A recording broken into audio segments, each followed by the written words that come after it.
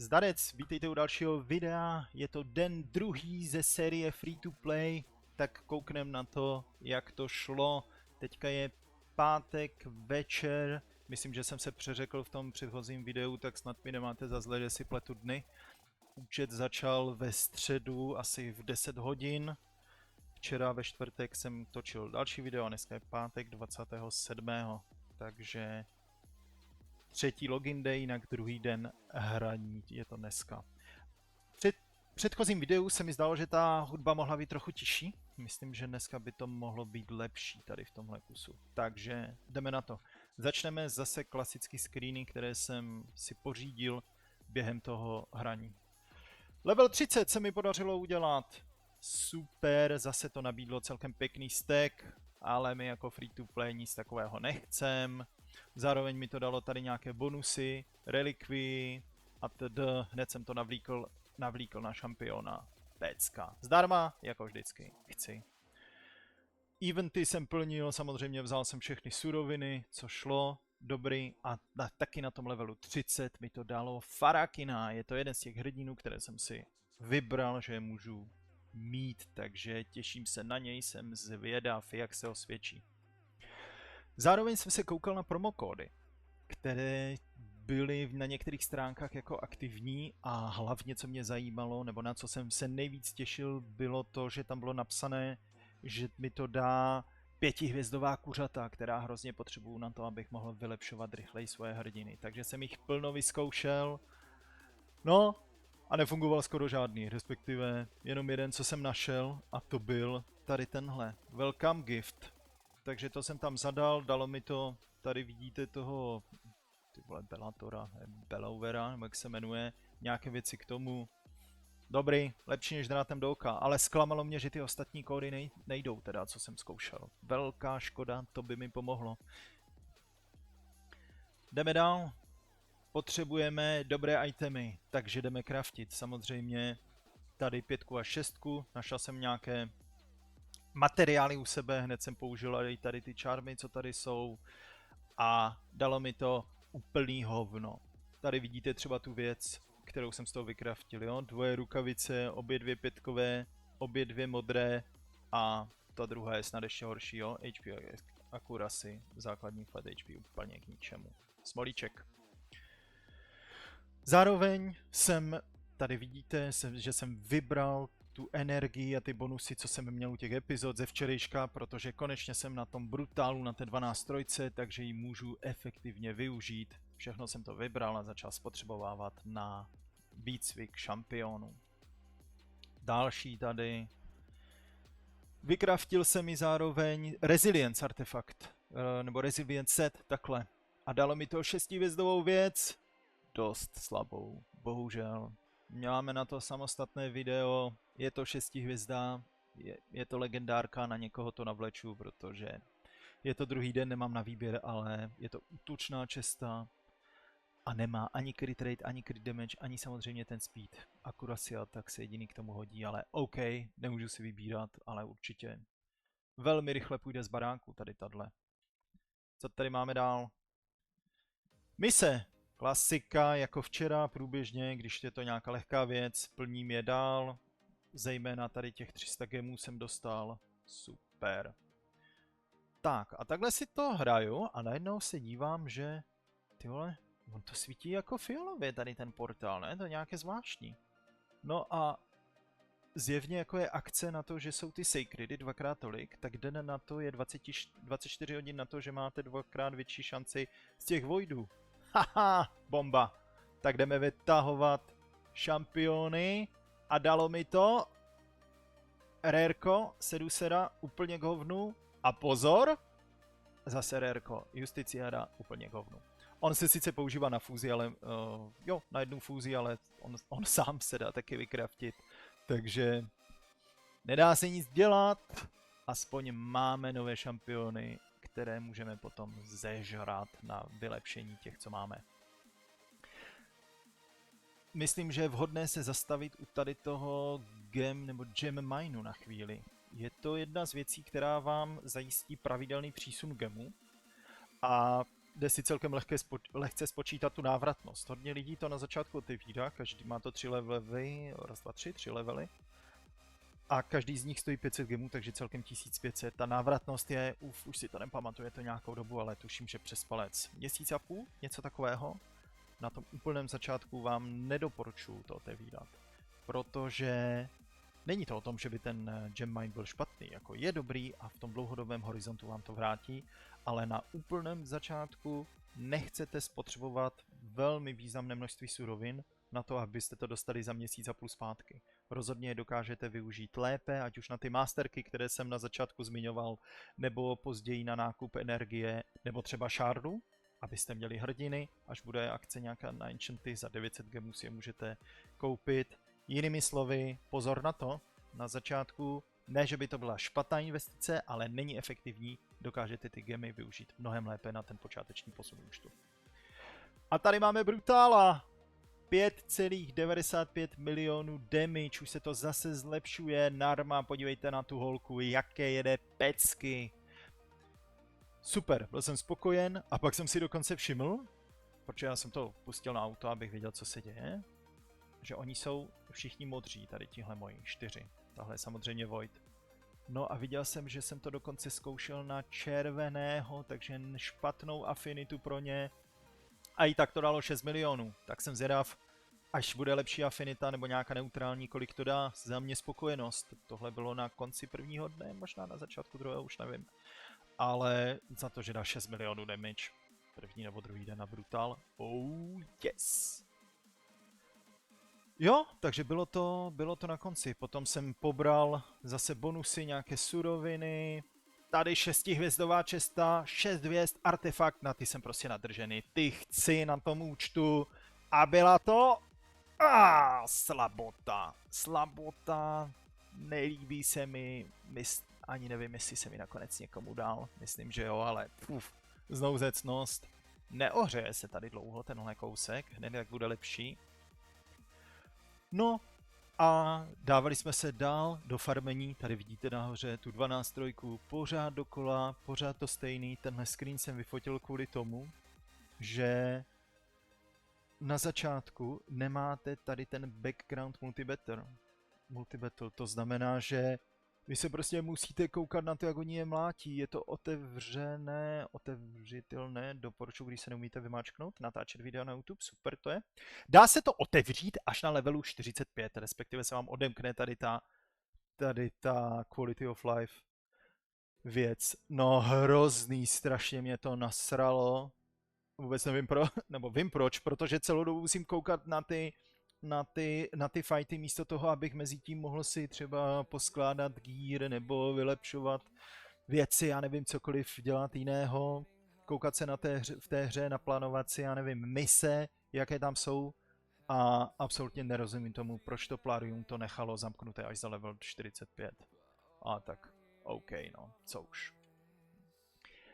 Dohrál jsem kampaň na Brutal, na všechny hvězdy a dalo mi to další secret.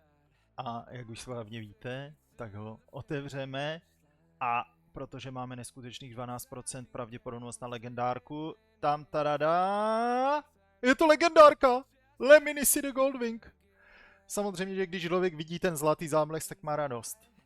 Ale rozhodl jsem se, že ji nepoužiju. Protože tady tahle série, myslím si, že by to bylo špatné pro ní, abychom najednou tady měli štěstí a vytáhli šampiona, který by nás někde posunul. Ona je jako velmi underrated hrdina. Myslím si, že je ve skutečnosti slušná. Dokáže třeba i solovat Amiuse na hard a podobně. Ale já to nechci hrát na to štěstí, takže... Protože by to... No, jak říkám, bylo by to špatně pro tu sérii. Pojďme to hrát tak nějak všichni stejně. Zároveň mě samozřejmě mrzí, že jsem přišel do toho epika, který by se mi třeba hodil, takže poruším zlaté pravidlo raidu, nikdy nežer legendárky a sežeruj. Nebudu ji používat. Nebo jeho použiju? To je on? Ne, má tam něco. Jo, má tam něco, tak vypadá to, že je to žena. Nebo chlap s prsama. To už asi na každém je. No, v každém případě půjde do salámu. Tady tahle. Rozhodně to vy nikdy nedělejte, já to dělám pouze pro ten content a proto, abychom byli víceméně na stejné vlně a na stejné lodi a úrovni, kdyby někdo prostě neměl to štěstí a vytáhl toho epika. Když vám se podaří vytáhnout legendárku, tak super. Tak, myslím, že to jako vysvětlení stačí. Pojďme dál. Tady jsou nějaké odměny z Brutálu za předchozí den, bohužel nic zajímavého, vyfotil jsem jenom tuhle. A vlastně z druhé truhly mi padla tady ta Immortální hvězda. Takže kecám a ta má, OK, speed, 4 hvězda. Nemám teďka na výběr, nechám si a použiju. Dál jsem plnil, co se naskytlo, ty mise, tohle je třeba Void Keep. A myslel jsem si, že z toho dostanu nějaké ty lektvary na to, abych mohl vylepšit tu Tuhanarak. Je to celkem jednoduchý, tady ten boss nemá žádnou zvláštní mechaniku, dává jenom poison, jde to přežít. Ale bohužel chtělo to hodně energie, takže pak jsem se na to vykašlal. Nemělo smysl tam toho ztrácet hodně. Další Demon Lord, Brutal. Teďka už to byla jiná afinita a dala to míň, to mě překvapilo. Ale pořád, hele, pro začátek 4-5 milionů na 3 klíče se půjde, nebo na 4 dostat na tu největší truhlu. Může být. Vylepšování hrdinů. Co jsem tady neukázal, bylo to, že mám vylepšeného toho Kyla pomocí knížek. Něco mi chybí. A přemýšlel jsem nad tím, koho vylepšovat jako dalšího a vybral jsem si toho Seekera kvůli tomu, tady tomu jeho druhému skillu, vy si to můžete sami najít, že mu to snižuje cooldown na tom skillu, takže rychleji ho točí a bude rychleji zrychlovat naše hrdiny. Nabíjí to turn meter.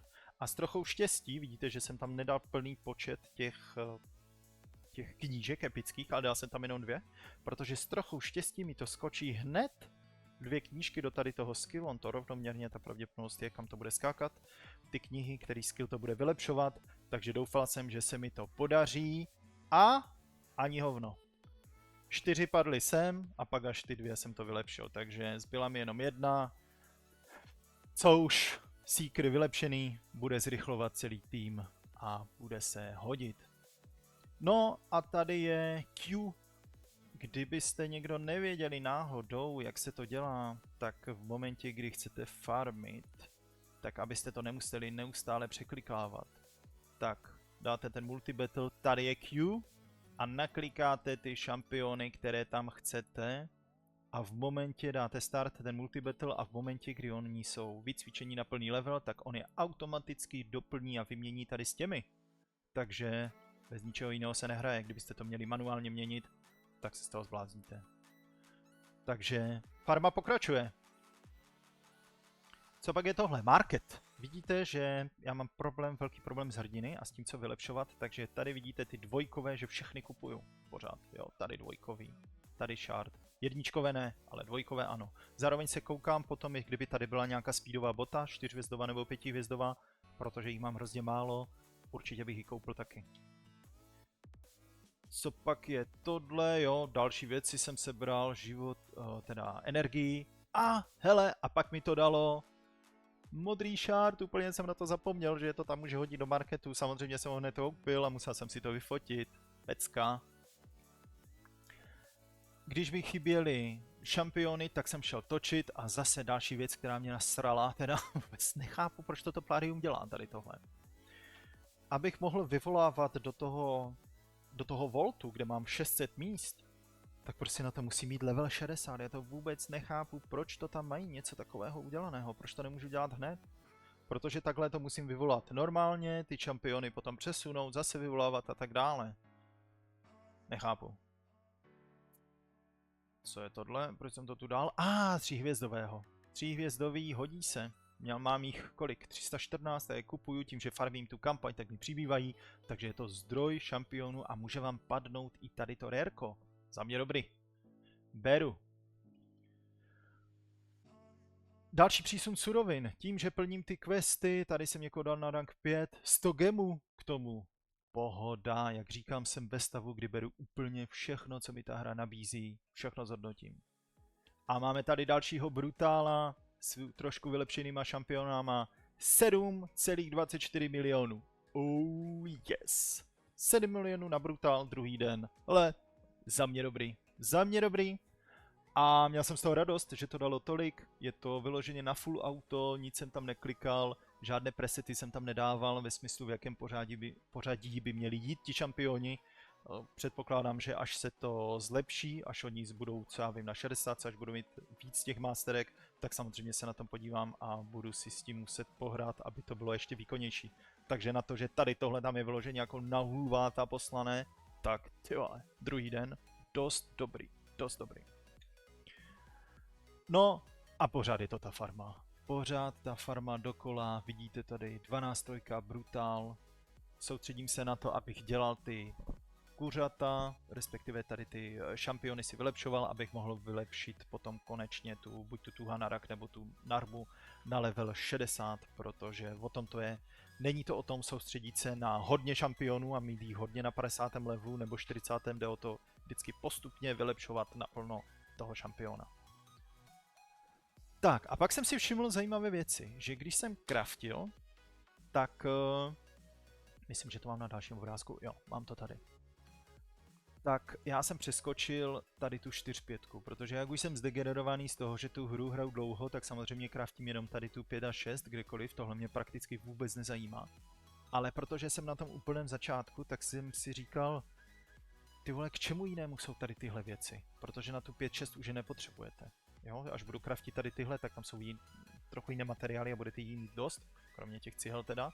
Takže, hele, má to nějakou šanci na to, že to dá 5hvězdovým item, i 4hvězdové by se mi v tuhle chvíli hodili, je to fakt úplně čerstvý účet, takže ta univerzální pravidla, která se používají později, jsou teď jako mnohem volnější, protože fakt tady nic není. Takže jsem šel craftit, nepoužíval jsem tady ty charmy, mám jich hrozně málo, ty si nechám na tu 5, 6, až nějakou dostanu. No a prvně jsem začal Perceptionem, tam bohužel nic nepadlo, myslím, že jsem nějakých 7-8 pokusů, nejsem si jistý. Ale zpátky tady k té botě, 4hvězdová bota ve speedu, hele, dobrý, nemám jich moc. Takže šel jsem docraftit ten zbytek a pozor, 5hvězdová bota se speedem, neskutečný, to je výkladní skříň mého účtu teďka. Musím se tomu smát jak normálně. Vím, že už jsem to říkal, ale normálně bych nad tím ohrnul nos, ale teďka se mi to bude hodit, je to myslím, že to je druhá 5hvězdová bota, co mám ve speedu, takže hned jí potom, jestli budu potřebovat něco vylepšit na plus 16, tak to bude určitě tady tahle, abych byl rychlejší. Pak jsem ještě dokázal vykrátit 5hvězdovou přilbu, taky moc pěknou. Speed a crit rate, pecka, společně s tou botou budu mít ještě 10% více HP a 10% defensu. Paráda. A zakončuju postupně ten den večer a dokázal jsem se dostat na level 35 a to jsem chtěl z jednoho prostého důvodu, který si hned ukážeme. Vidíte tady v pozadí, že mi to otevřelo tu tak arénu, ale to nebyl ten důvod, byť je to samozřejmě příjemné, ale bylo to kvůli tomuhle Advanced Questy. Zase, schované až za levelem 35, nevím proč, ale budíš, prostě to tak bylo. Je to další zdroj surovin jenom za to, že hrajete tu hru, tady mi to bude dávat charmy, tady něco navíc, když odehrajete všechny, tak vám to dá další tu lahvičku na doplnění energie. Perfektní úplně. Tahle budu plnit a bude to další zdroj surovin, jak ten účet posunovat. Prostě mi to pořád zmenšuje ty obrázky. Tak, Tagarena. Hned jsem se na to koukl, jak to tam vypadá, takže takhle ne. Takhle se to nehraje, vidět, že ti lidi jsou začátečníci, prostě tam nastrkají všechno, co můžou. Mimochodem i v aréně to tak je, že vidíte, že to mají plné ty obrany. Ne, už jsme si to říkali při jiném videu, defense vypadá vždycky, že dáte jednoho hrdinu do toho účtu, protože si takhle pomáháme navzájem, ztratíte málo bodů, ale je to úplně jedno, to doženete okamžitě prakticky, je to hlavně o tom mít ty cihličky, protože z těch cihliček, které dostáváte v Tagaréně, tady jsou další věci, co můžete kupovat. Koukejte na to. Enchant Chart, dávej, chci trojkové kuře, nemám málo. Energie, absolutně nemám záklopku, per to do mě. Takže doufám, že tam narazím na někoho, kdo má tu obranu jenom na jednoho člověka, abych to byl schopen porazit, protože absolutně nejsem schopen udělat tým o 12 nějakých rozumných.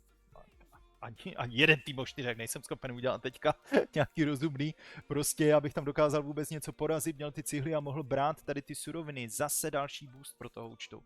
Těším se.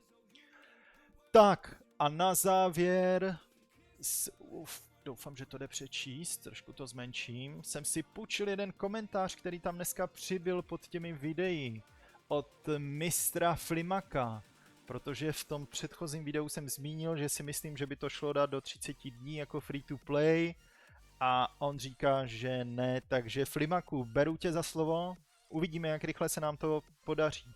Že by museli padat fakt dobrý hrdinově, tak jeden vidí, že dneska slušný padl, ale nebudem ho používat, zežeru ho jako kuře. Tak a myslím si, že to už je všechno, je to tak. Kdybyste, přepnu se ještě zpátky do hry, kdybyste tedy přemýšleli nad tím, na co se soustředit, tak ten první, nechci říkat první den, jo? Nechci to vztahovat tady konkrétně k tomuhle účtu, ale i když samozřejmě to sedí k tomu, jak hraju. Obecně závěr z toho prvního videa bylo, pojďme se dostat na tu stage 12.3 a pokusit se ji farmit, protože tam dostaneme konečně ty hrdiny, vám to určitě bude trvat díl, když budete začínat, protože já si v pozadí pomáhám plno věcma, které z těch screenů nevidíte, ale ten cíl pro začátek jasný. Dostat se sem, protože tohle je ta efektivní věc, kde, opakuju se, vylepšovat ty šampiony za dobrou energii. Nemá smysl nějaké velké množství energie spotřebovat tady, já nevím, v Ice Golemovi a podobně. Já když už jsem ho hrál, tak to bylo kvůli tomu, že jsem třeba tam měl nějakou misi ve smyslu najděte 5 artefaktů z Ice Golema, minimálně stage 5, takže vzhledem k tomu, že jsem mohl jít dál, tak jsem udělal stage 6, 7, 8, 9 a pak jsem se zastavil, protože tady můžou tady samozřejmě padnout hezké ty věci, o tom žádná, ale myslím si, že efektivnější je se soustředit na to vylepšování šampionů. Není to chyba, když tam trošku energie dáte a ty 4, 5 věci zkusíte najít, ale za mě, jak říkám, není to nejefektivnější přístup. Jo? To samé platí u Draka, tam jsem se dostal dál, ale jestli jsem to odehrál jednou nebo dvakrát, prostě když tam mám nějakou misi, tak vždycky zkouším, kam se dostanu. Samozřejmě zkouším to dělat co nejefektivněji, ale že bych najednou vzal 500 energie a poslal to do stage 12 nebo 11, určitě ne. Jediné, kde jsem zkoušel výjimku, bylo tady ten Event Dungeon a to bylo z toho důvodu, že z něj můžou padat i akcesorky. A protože ty akcesorky padají vždycky v Chronophage, tak to znamená, že Chronophage mi může dát bonus ke speedu, kdybych měl dokonce 2. On končí za 4 dny, takže možná, že to ještě zkusím, nicméně aspoň já jsem na to vůbec neměl štěstí, žádné mi nepadaly, takže jsem to potom taky vzdal, jo. Vůbec to není tak, že bych to tady zkoušel hrát, já nevím, zase za 120 energie nebo 10krát, všechno tady tohle je jenom jeden pokus. Nepopadalo to, dobrý, šel jsem dál, nemá smysl do toho dávat víc. Když jsem se bavil o těch věcech, co se třeba dějou v pozadí, jo, tak nezoufejte, že by vám třeba něco trvalo déle než mě. Je to třeba tady, když se na to podíváte, tak vidíte, jak je možné, že to má jako plus 15, jo, tu helmu. Teď až na plus 16 má ten bonus. No jenže mi už to teďka nějak nepomůže, já tu 12 trojku stejně farmím, nikde jinde ji v tuhle chvíli nepotřebuju a protože na to plus 16 vylepšení z 15 na 16 stojí hrozně moc silveru a může to klidně stát milion, jo, jedna ta věc, takže v tu chvíli nepotřebuju to na to utrácet. Kdo ví, třeba mezi tím mi to najde nějaký lepší item a hlavně mám tady třeba nějaké mise, když jsem se díval dopředu, tady upgrade artefakt na level 16, to pak použiju s tím, jo, takže nesnažím se plýtvat ty suroviny zbytečně, zejména ve chvíli, kdy mi to nic nedá a platí to hodně pro ty itemy. Když se na to podíváte, tak třeba tady je nějaký trojkový, ale půjde brzo pryč a je to maximálně na plus 8. Jo? Nevidím důvod, proč to dávat na plus 12 a ještě plus 12 půl bídy, ale rozhodně bych to nedával na plus 16 ani víc, je to ztráta toho silveru. Takže shrnutí druhého dne by bylo takové, že farmíme šampiony, vylepšujeme a jdu směrem k tomu, abych si udělal 5ková kuřata a vylepšil buď tu Tuhanarak nebo tu Narmu na 60kový level. Asi to bude Tuhanarak, protože jsem mi už dal ty masterky teda, jo. A jak vidíte, tak tady už mám jednoho udělaného, 5 hvězda, tady je druhý, dá se 5 hvězda, čekají tady další 40 na to, až dodělám šampiony, mám 3 už připravené, brzy dodělám zbytek společně s těmi Advanced Questy. Jo, začíná se to rýsovat společně s těmi předměty, které jsem zatím nevylepšil, co jsem vám před chvíli ukazoval, protože mi fakt padly před chvilkou, než jsem začal natáčet tady to video. Tak si myslím, že se to pomalonku začíná nějak rýsovat na to fakt, že je to druhý den pecka. Co mě čeká potom další dny? Protože jsem v klanu, tak jsem si samozřejmě využívám všechno, co jde. A tady mám třeba, jsem si vzal za 350 goldu, když skončím na prvních z 3 míst v nějakém turnaji, což skončím, protože tam je ten začátečnický turnaj, tak mi to dá 350 těchhle zlatých mincí, 200 už jsem dostal. Pak tady dostanu ještě za to, když si něco koupím z bazaru, to si divím, že to nemám zatím splněné, protože to kupuju fest. V každém případě, co chci říct, že budu mít další mince a za to si můžu koupit buď energii, a nebo přemýšlím, že bych si koupil tady ty akcesorky. 5kové nebo 6kové, kdybych měl to štěstí a padlo mi to na koho potřebuju, tak by mě to fest nakoplo tady tohle. Tak schválně dejte mi vědět, do čeho byste šli. Možná, že půjdu spíš do té energie, ale ještě uvidíme, protože tady tohle je velký risk. Je tady za 3000 žetonků samozřejmě to 5hvězdové kuře, to bych chtěl nejvíc, ale bohužel na tohle bych šetřil. 4 týdny to radši použiju na tu energii, aby mě to víc nakoplo. Takže vzhůru k prvnímu 6hvězdnému šampionovi. Nevím, jestli ho dokážu dneska dodělat, protože je to teda pakárna, musím říct, farmit tady tohle. Je to z toho důvodu, že těch multibetlů je málo. Já jsem je vypotřeboval a pak jsem si všiml, že jich mám 50 v truhličce, ale nadával jsem dneska na to, že to musím klikat a ještě na to musím čumět. Žere to hrozně času. Takže tolik teda k dnešnímu videu. Progres jasný a budu se těšit u dalšího. Zatím se mějte. Zdarec.